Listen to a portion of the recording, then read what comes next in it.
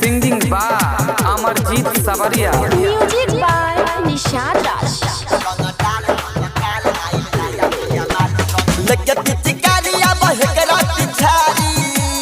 होली है लेके पिचकारिया बहकरा की छारी लाल पियर करतौ धर तो छौरी के रे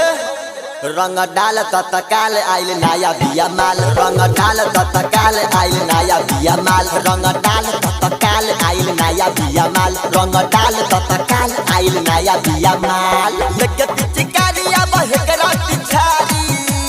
होली है लेके पिचकारिया बहकरा की छारी लाल पियर करतौ पकड़ पकड़ पकड़ पकड़ रंग डाल तत्काल आइल नया बिया माल रंग डाल तत्काल आइल नया बिया माल रंग डाल तत्काल आइल नया बिया माल रंग डाल तत्काल आइल नया बिया माल म्यूजिक बाय निशाद राज।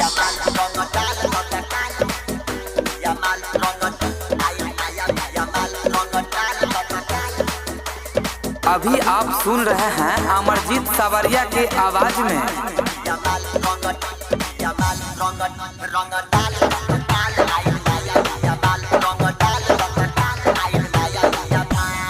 जुबना जिलेबी लौकत हेबी रंग दस बेबी के रंग दस बेबी के करेला फायरिंग करेला जैसे इंडियन आर्मी नेवी के बेबी आज लौकतिया बहुत हसीन कर दस देह आज पूरे रंगीन मछली आइल बिया बहरिया और छोड़े के नखे मछली आइल बिया बहरिया जब फेंके के परी न चाल पटक धले की छौरी के रंग डाल तत्काल आइल नया बिया माल रंग डाल तत्काल आइल नया बिया माल रंग डाल तत्काल आइल नया बिया माल रंग डाल तत्काल आइल नया बिया माल